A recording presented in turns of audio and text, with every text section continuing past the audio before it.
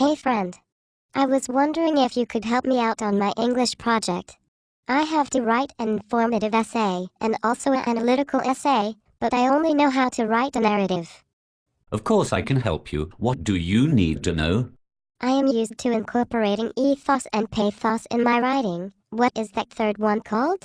You want to incorporate logic and evidence, or logos, meaning you will want to incorporate facts into your writing. This sounds kind of confusing. Think you could help me out a little more?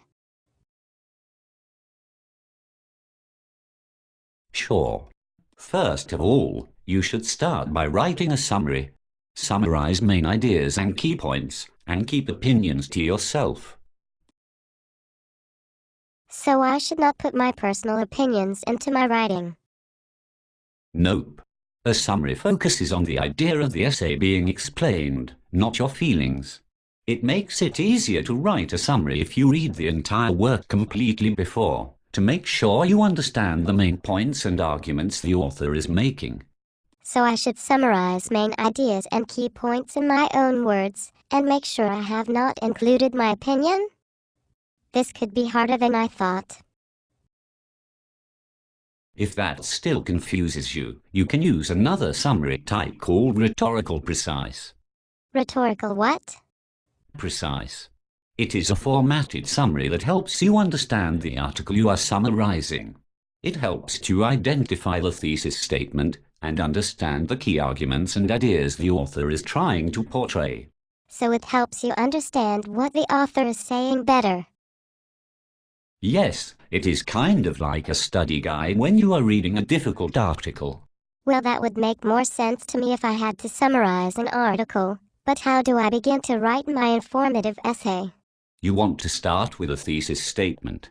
This lets your readers know what to expect throughout the rest of your paper. Your thesis statement should be explicit in your paper. So once I have a thesis statement, how do I write to engage the reader with all my information? Well, you want to focus on 3 general rules. First, focus on the idea being explained rather than on your own beliefs or feelings. Second, try and state your objective early on in your thesis statement. And third, present your information clearly and systematically. These should help you write a great paper. Okay, I think I understand now. But what about analytical essays?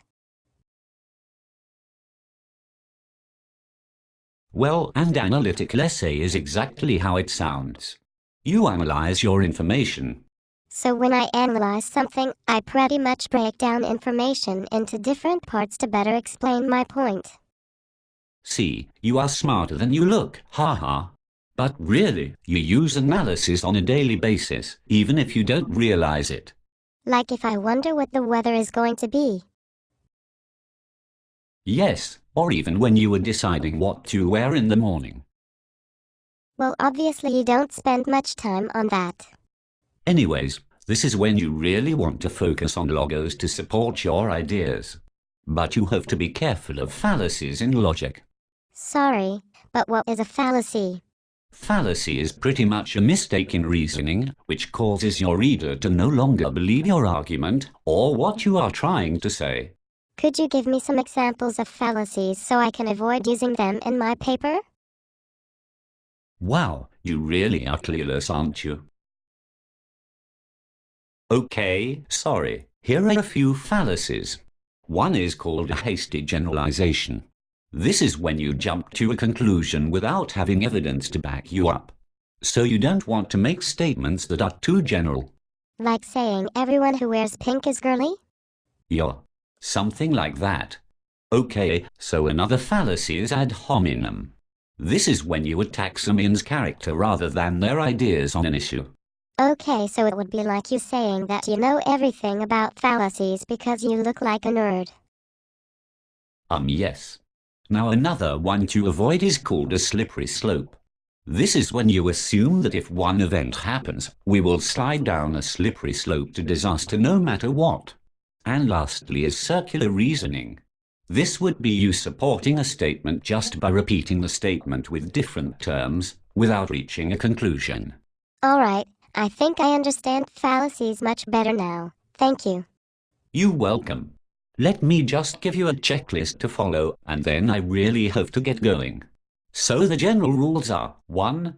Make sure your criteria is explicit. Include enough criteria for the reader to understand your analysis. 2. Make sure you have only described your subject that directly relate to your criteria. 3. Check to make sure you leave out irrelevant information. 4. Go beyond a simple summary and analyze your subject. 5. Establish ethos to keep the reader believing your argument. 6. Check that you have done appropriate research and cite all your sources. And 7. Blend exposition and analysis to maintain a consistent tone through the paper.